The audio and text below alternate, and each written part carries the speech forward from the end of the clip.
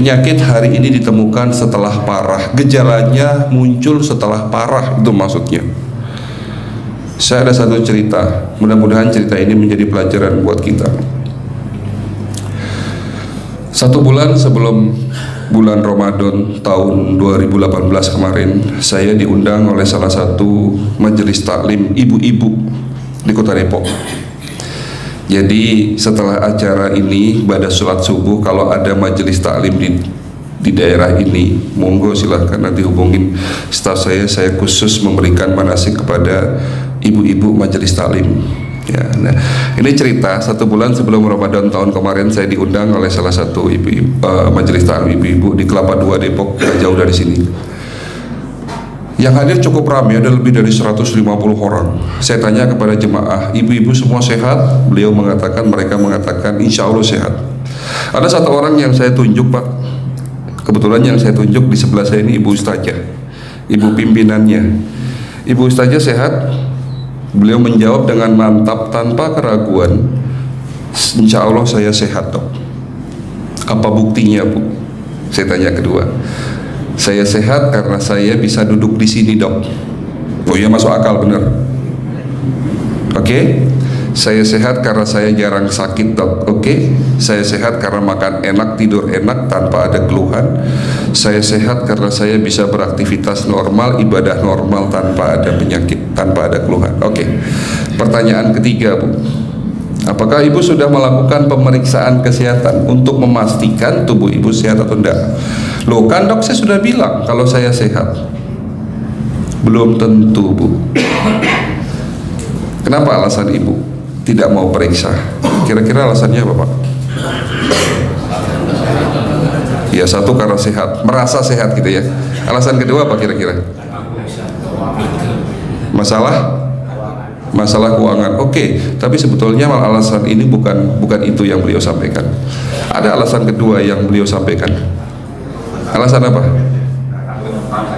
Iya, itu jawabannya. Takut ketahuan penyakitnya, Dok. Ini yang sering disampaikan kepada masyarakat. Jika masyarakat kita disuruh check up, jawabannya selalu takut ketahuan penyakit, Dok. Kalau nanti tahu penyakitnya malah jadi stres. Gitu ya, Bu? Oke.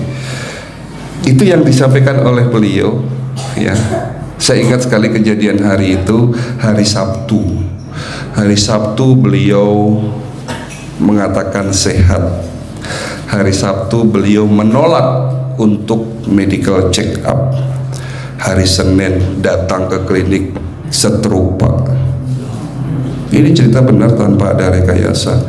Hari Senin datang ke klinik stroke. Pertanyaannya, apa itu penyakit stroke? Apakah penyakit stroke datangnya tiba-tiba? Tidak ada penyakit kronis. Tolong dicatat. Tidak ada penyakit kronis seperti diabetes, hipertensi, kolesterol, jantung, koroner, stroke, kanker yang munculnya atau datangnya tiba-tiba, kecuali infeksi. Kalau penyakit infeksi itu pun butuh masa inkubasi 1 minggu misalnya. Bapak terinfeksi sekarang ini misalnya, masuk kuman Salmonella typhosa misalnya, kuman penyebab tipes. 1 minggu lagi kalau daya tahan tubuh Bapak menurun, Bapak bisa kena, bisa muncul gejala panas. Itu 1 minggu butuhnya. Kalau Bapak hari ini tertular penyakit TBC, ada bakteri TBC, tuberculosis, ya, masuk ke dalam paru-paru Bapak. Kalau daya tahan tubuh Bapak menurun, Bapak kena 1 bulan lagi. Butuh waktu cukup seminggu sampai 1 bulan. Tapi kalau bicara sakit diabetes, asam urat, kolesterol, jantung, gagal ginjal, stroke, itu prosesnya lama, Pak. Jadi proses stroke itu lebih dari 5 tahun. Jadi waktu saya tanya, apakah Ibu sehat? Kalau beliau diperiksa, nih, kalau beliau di scan misalnya, itu sebetulnya udah ketemu penyumbatan di otak. Ya, beliau tidak sadar selama ini tidak ada gejala. Dok, saya kok tidak pernah pusing ya. Waktu datang ke klinik ngomongnya udah pilo. Tahu pilo? Merot. Saya udah susah ngomongnya. Saya sudah kok nggak pernah pusing, Dok.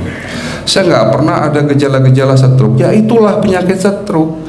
Memang nggak ada gejala. Itu penyakit kanker. Rata-rata penyakit kanker ketahuannya sudah stadium 3 minimal itu. Banyak yang ketahuannya sudah stadium 4. Bukan karena penyakitnya tidak dirasakan, tapi memang tidak muncul gejalanya. Penyebabnya apa? Kenapa kalau nggak muncul gejalanya? Apa yang menyebabkan alarm tubuh kita mati, alarm tubuh kita rusak? Penyebabnya karena contoh masjid ini andai kata ada alarm kebakaran, ada enggak Pak?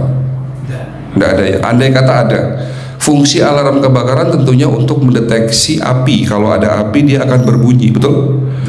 Apa yang Bapak lakukan, apa yang Pak Rahmat lakukan sebagai pengurus masjid? Suatu saat alarm kebakarannya bunyi Pak, Bapak pastinya harus mencari sumber api. Sumber apinya ketemu, lalu dipadamkan. Kalau masih kecil, kalau sudah besar ya panggil warga bareng-bareng untuk bantu memadamkan api tersebut, betul? Nah, suatu saat alarm masjid ini bunyi, tapi yang Pak Rahmat lakukan bukan mencari sumber api, tapi mematikan sikring alarm itu, lalu Pak Rahmat pulang lagi tidur. Apa yang terjadi Pak? Masjid ini kebakaran habis tanpa kita sadari. Itu yang terjadi. Di saat alarm pusing Bapak muncul, kita selalu mematikan dengan Panadol, Paramed, betul Pak? Di saat alarm asam urat muncul, nyeri-nyeri sendi, kita matikan dengan Piroxicam. Saya tidak melarang kita minum Paramed, saya nggak melarang minum Panadol, Piroxicam atau obat-obat seperti itu. Tapi kalau kebiasaan kita minum itu, lama-lama alarm kita rusak Pak. Yang pada akhirnya jawaban ketiga tadi, ketahuannya sudah terlanjur parah. Ini yang terjadi. Coba cek rumah sakit Darmais, rumah sakit kanker, rata-rata mereka yang berobat di sana kankernya sudah stadium 3, 70%. Coba cek ke rumah sakit sebelahnya, rumah sakit Harapan Kita. Rata-rata yang berobat jantung di sana rata-rata sudah disuruh pasang ring. Artinya penyakit jantungnya sudah parah. Nah,